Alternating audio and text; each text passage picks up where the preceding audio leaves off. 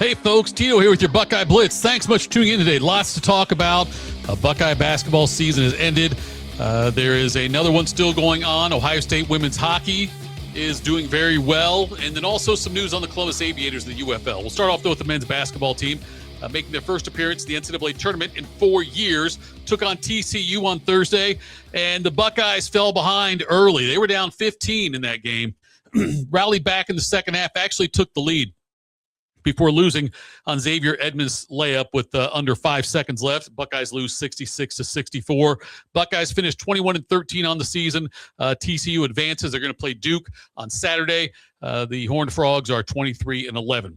The Buckeyes in this game, it was very, very much like their season. Fell down early, wasn't looking good, rallied back, took the lead, but then in the end faltered. So like I say, they were down by 15 at the half. It was 39-24. And a lot of that first half, TCU played without their best player. They played without David Punch after he got his second foul of the game. Punch ironically ended up throwing the game-winning pass to Xavier Edmonds on that layup that he scored. But the Ohio State actually took a lead. They rallied back in the second half. They were up 55-50 with 7 minutes left. Looked like Ohio State well in control. TCU came out and missed all but 4 of their first 22 shots in the second half. And then the Horned Frogs took a lead, 64-61. But then with under a minute left, Bruce Thornton answered with a 3 for Ohio State to tie it back up. With 33 seconds left, TCU scores with 4.3. Buckeyes get the ball, give it to Thornton. Thornton heaves up something from half court that didn't come close really to making it. So Buckeyes season ends. Now, what's interesting about this game is Ohio State in the first half, second half was like night and day. In the first half, they couldn't throw it. They just couldn't score the basketball. Missed a lot of threes. TCU did a great job at D'ing up John Mobley Jr. And Bruce Thornton was pretty much a non-factor in the first half. So in that Ohio State also got out-rebounded badly in the first half. Out-rebounded for the game, but out-rebounded really badly in that first half. Second half, they come back. Ohio State ends with 5 players in double figures. Mobley ended with 15. You had 14 for Devin, 12 for Bynum, 10 for both Tilly and Thornton. So Thornton finished just 10 points, well below his scoring average. But the good things is that Mobley got hot, hit a couple of big shots there, ended up 3 for 11, though, from the field, 6 for 17 overall. But the best part about this game, I think, Royal and Bynum. Bynum showed something. He had 12 points and 9 rebounds. He just looked so much more confident from the floor with the ball in his hands than he did earlier in the season. If you look at how he looked when the season first started, typical of a true freshman, right? But compare that to how he looked in the last few games of this season, and it's a huge difference for Bynum. And so looking forward to next year, what he can do. Him and Mobley coming back. You've got a good recruiting class coming in. Let's hope they all come back. Let's hope, because I got to believe someone's going to be out there offering some money to Bynum and to Mobley too, for that matter. Hope they stay and stick around, because this team next year they're going to miss Bruce Thornton a lot. But having a third year of Mobley, a second year of Bynum, that's a great way to start this team. And also Devin Royal, for that matter. I shouldn't discount him. Devin Royal, 5 for 10 on the field, finished with 14 points and 5 rebounds. He also took some steps this year in growth. But the Buckeyes, though, like I said, they fell in that game. And there were people that were calling for Diebler's head in January, saying that, they need to start over again. Diebler showed he can coach. Now, the last play of the game wasn't great, but Diebler showed down the stretch. Look where this team was a month ago, and how there was all this talk about them missing the NCAA tournament for another season.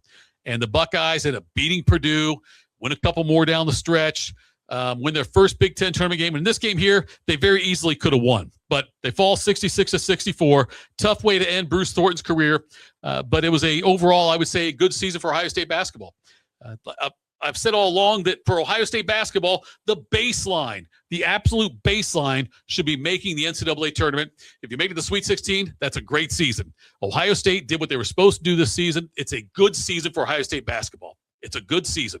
On the women's side, Ohio State women, 26-7 this year, 15-6 in the Big Ten. They will host Howard on Saturday at 11:30 a.m.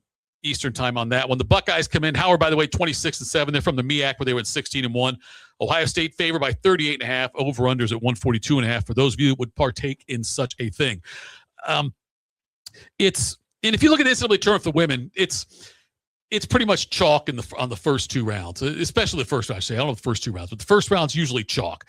Look at some of the spreads. I think UConn's favored by 50-something points maybe in their game. UCLA favored by 50-something, which is absurd to think about. They should all these teams, the top 4 seeds in each region that are hosting games should win their first games. And then they have the second game for Ohio State would be in all likelihood against Notre Dame. That'd be a bit of a tougher matchup though. Jelani Cambridge enters the game. She's averaging almost 23 points a game, 5.5 rebounds, 4.5 assists, 2 steals. Fantastic for her. And that'll be the key on this game. See what Ohio State's women's basketball team can do against Howard on Saturday, get that win, and then in all likelihood he'll play Notre Dame in a game on Monday. But it's a Saturday morning matinee, 11:30 a.m. So switch gears a little bit to Ohio State women's hockey. The Ohio State women's hockey team is playing for a national championship. They defeated Northeastern 5-0 in the first game of the Frozen Four taking place on Friday. 5 different players scored for the Buckeyes. Hayden McLeod stopped all 15 shot attempts. In contrast, again, this is a Final Four, think about, okay? Final Four, Northeastern had 15 shots on goal. Ohio State, 42. So that tells you the disparity between Ohio State and some of the best programs. And Ohio State really is one of the 2 best programs in the country, and that can be proven by the fact that the Buckeyes are 36-4. They either play Wisconsin or Penn State in the title game. If they play Wisconsin again, this will be the 4th straight year Ohio State, Wisconsin have faced off for the women's hockey championship in the NCAA, the Frozen Four.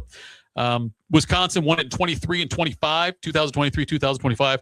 Ohio State won the other one. Wisconsin has won 4 of the last 6 championships that have been contested. There was the COVID year, which they never played.